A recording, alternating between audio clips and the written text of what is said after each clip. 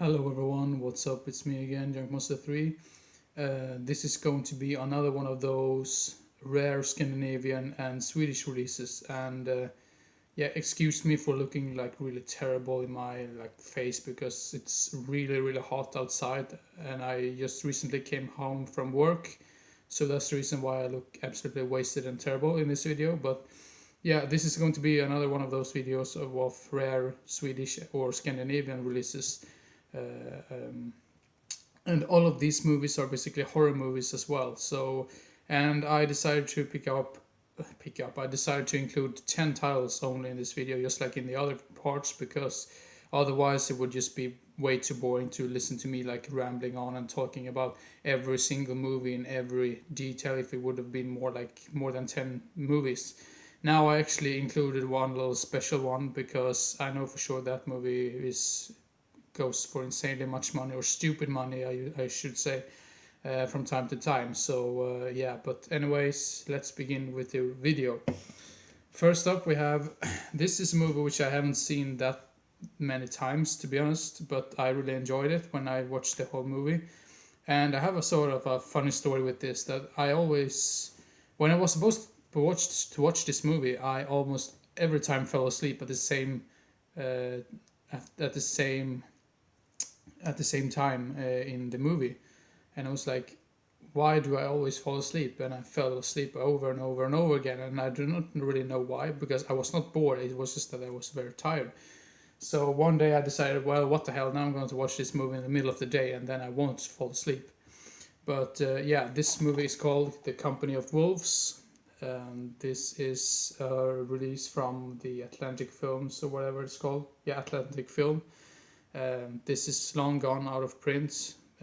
Just like I mentioned with all of these other lists, that I don't have any information about the Blu-ray releases, so this might have gotten a great Blu-ray release afterwards. But this release is out of print, and I really love this cover art as well.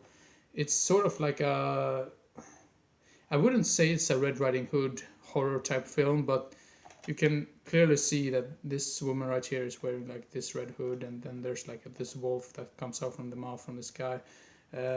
Yes, I think if I remember correctly, some of the transformation scenes in this one was quite cool, to be honest. But this is more like a mystery type film. I mean, if I remember correctly, it wasn't really that many gore or blood effects in this movie, but the whole atmosphere in the movie is really great, and the soundtrack or the score is very strong with this one. So yeah, that's the best thing about the movie in my opinion. So yeah, The Company of Wolves. Then we have a movie I actually could have included part 3 in this series as well, but I think part 2 is a little bit harder to come across than part 3. Now this might be completely wrong, maybe part 3 is more harder to come across nowadays, but this is Cube 2, Hypercube. I do think this is not as rare as it was before. I think you can still get this from time to time, but I've seen this go for ridiculous money before, so that's the reason why I included it in this list. Now I think maybe it's the other way around, that Cube Zero goes for more money, or it is a little bit rarer or harder to come across than this one, but I think this went out of print before the first one and the third one, so I think that's the reason why this is considered to be a little bit more rare than the others. So yeah, Cube 2 Hypercube. I would say it's the weakest in the series, but I still think it's entertaining, and I think I like it just because it's so what the fuck, what is going on right here, and especially the end is just like, what the hell happened?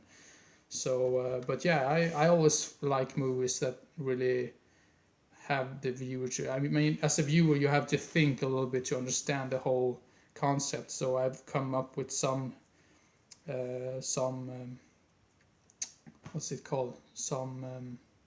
Now I just completely lost track. Now I'm just gonna continue before I just sit here and mumbling. Yeah, and then we have House 2. No, not House 2. House 3. And this is also this is another one of those cases that I could have included part 4, because part 4, from what I understand, has never been released in Sweden, but it has a Norwegian or Danish release, I believe. So yeah, and this is also this third one is also known as House 3 the Horror Show, or just basically the Horror Show. and this really doesn't really have that much to do with part 1 or part 2. And I think this is the weakest in the series. I mean, I have not seen part 4 yet, even though I should. But yeah, and this also has Lance Henriksen in it. And if you wonder about this is like the stupidest Swedish title of all time, which doesn't. It should have been called the translation to House, but instead they have something completely else, which I'm not going to go into many more details. But yeah, it's a very terrible translation. But yeah, it's so this movie, but the movie itself or this release is quite hard to come across from time to time. But yeah, House 3. And then we have this. This is like a very old release, also Atlantic Film that released this, but The Hitcher with Rutger Hauer. I've not seen this in years, and I'm really looking forward to see this again. I'm probably going to watch it this week or something, because I think I've only seen it 2 or 3 times. So, and I do remember that I really enjoyed this. I've also seen the remake. The remake is so. It's not as good as the original. The original is much better by far, but the remake is okay, and I think Sean Bean did a decent job, but nothing can beat Rutger Hauer in my opinion. So yeah, The Hitcher, really great film, and that release is, I think that's one of the oldest DVD releases of that film. And then we have the Swedish release for Leprechaun, Back to the Hood. I know for sure part 5 also was released on Swedish DVD, and part 1 was released and part 3, but for some reason I think part 2 and part 4 were never released on Swedish DVD, which I think is really weird, but maybe it's because one of the worst in the series. Now, I don't say that Leprechaun in the Hood and Back to the Hood are any good movies at all, but the one when he's in space, that's pretty terrible, that movie, to be honest. And this series isn't really the greatest, but I really love the first one and the one where he's in Las Vegas. So but yeah, this one is, I think it's not that rare. I think you could still come across it from time to time. But yeah, I know for sure it's out of print at least. So yeah, Leprechaun, Back to the Hood. Now we have an old Swedish release of the movie Near Dark. This is the Swedish translation.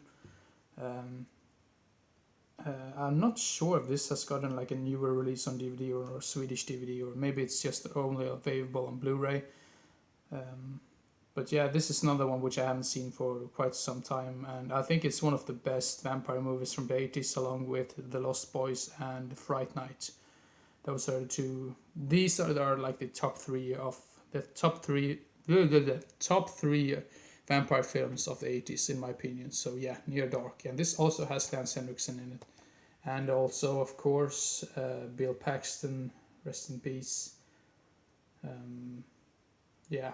But yeah, if you love vampire films from the 80s, and if you haven't seen this one, check this one out right away. It's great 80s goodness. So yeah, Near Dark. And I think that DVD release goes for much more than some of the other ones that I've mentioned before, but yeah.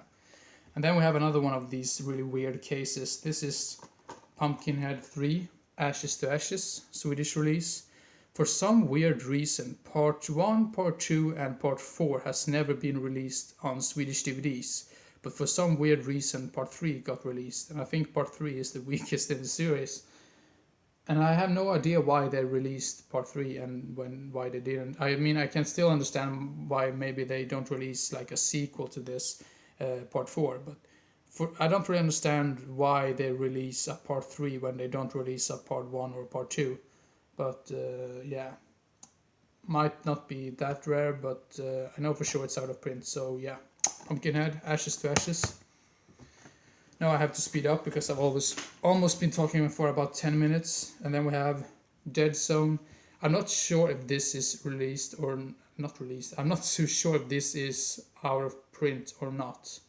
I basically included it because I barely see it for sale like anywhere. But yeah, the Dead Zone, everyone knows that about that movie. That's a Scanbox release. I think the Dead Zone is really underrated. I think it's a great like mystery thriller type film. I wouldn't really call it horror, but yeah, what the hell. And then we have two movies which I actually was thinking about should I pick one of them or should I pick both of them in this list, and I decided to go with both of them. First off, The Exorcist II, The Heretic. This is the Swedish release, and this one, I think this was also released like on a Snapcase before this, and that release might be even rarer or harder to come across than this one, but this is another one which goes for crazy money from time to time, and I think it's really weird because very many people consider this to be the weakest in the whole series, and people have said to me that they think this movie is dog shit. But I really enjoy this movie, and I don't really understand why so many people tend to hate it. I mean, it's weird, and I mean, maybe because they wanted to compare this with the original. And I mean, of course, the original is a masterpiece, and just because of that, maybe people got disappointed by this. But I have been talking about this one for so many times, so I am not going to go into any more details about this. But yeah, The Exorcist II, The Heretic, and then also, of course, The Exorcist III, and I think this might be even harder to come across than part 2. This one I've only seen 1 or 2 times, and from what I remember, I thought this was very sluggish and slow and boring in a way. And I think very many people tend to like this one much more than part 2, but I actually like part 2 more than part 3. And I don't think there's anything wrong with any of the actors. The actors in it are great. I think, yeah, was it George C. Scott, Brad Dourif, if I remember correctly, and Jason Miller. Yeah, I mean, this has a great cast and everything, but the whole pacing in the movie is way too slow, in my opinion, and I do not think they capture the right atmosphere in it. But this is just my opinion. Now I'm probably going to get bashed like from everyone, like a horror fan out there, but that's just my opinion. So yeah, now this is the last one which I threw out in there because I know for sure this is another one which goes for crazy money. And this has to be, I'm not sure if I got this a little bit cheaper because this is like the Norwegian release, which also comes with Swedish, Danish and Finnish subtitles, maybe English subtitles as well. But the Swedish release for this goes for stupid money, and don't really understand why, but I think this might be like out of print. I'm not sure if this has gotten a Blu-ray release here in Sweden, but this is Arachnophobia. This is a very underrated creature feature movie in my opinion. Of course, about spiders, and it has Julian Sands and Jeff Daniels in it, and John Goodman as well. So yeah, if you like your creature features, check out this one. This is very underrated in my opinion, and yeah, awesome movie, Arachnophobia. Thank you very much for watching, and I hope you enjoyed and didn't get bored, and I hope to see you again as soon as possible. So see you next time. Bye bye.